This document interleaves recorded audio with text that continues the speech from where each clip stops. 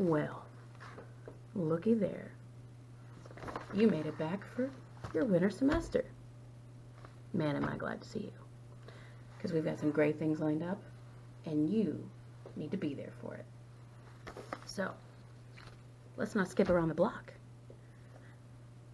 It's time for your first week of class. And this week, we're going to do something that every king has to do.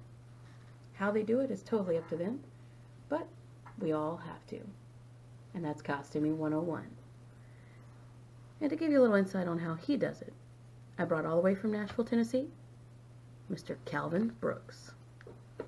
Take it away.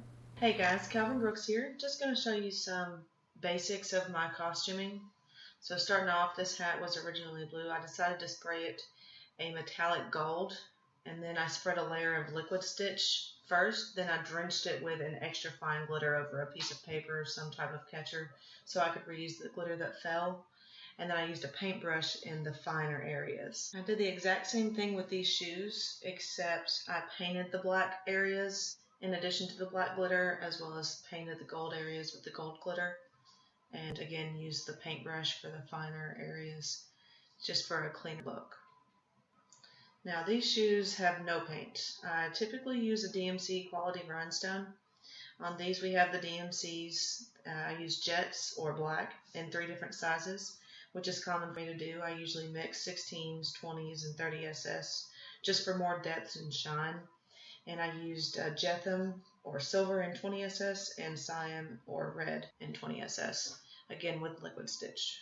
Alright, so I don't know how to sew, so I make everything with glue. Liquid stitch is my go-to for literally almost everything.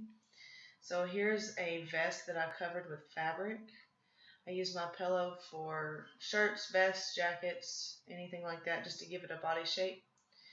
Glue placement is extremely when it comes to gluing things on the outside of the vest or the garment. So I want to make sure that I always get a really clean glue line.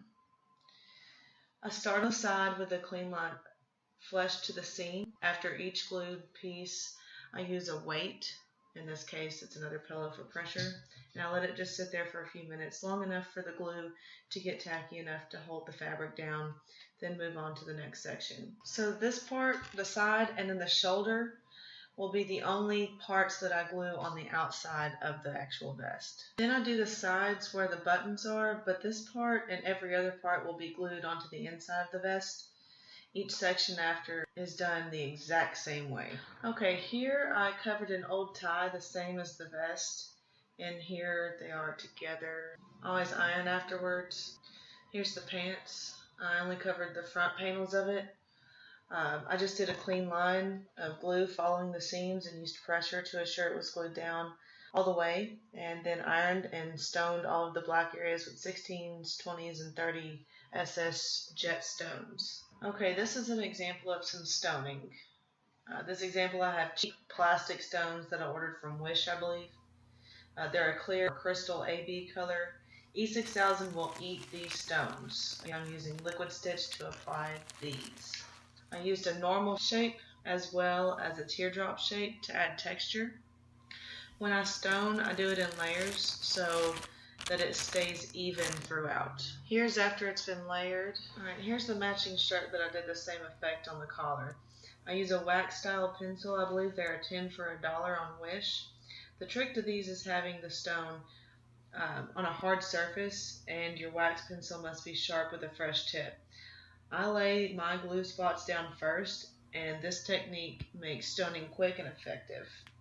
I mimic this on the cuffs of the shirt.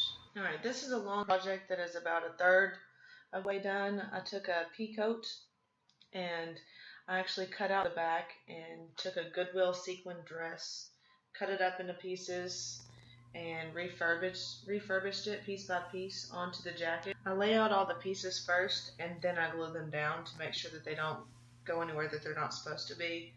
I decided to add some unique stones to place in between the sequin patches.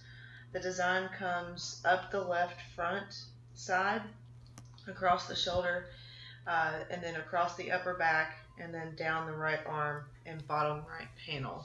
And like I said, this piece isn't anywhere near done, so stay tuned if you want to see the finished product. It might take me about a year, but I have a lot of working ideas to complete this jacket.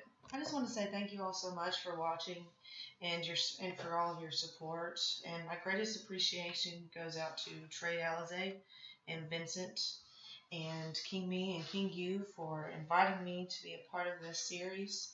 I hope that this has helped at least somebody out there. I know that I have a lot more to learn about costuming, but these are just a couple of the things that I've learned along the way.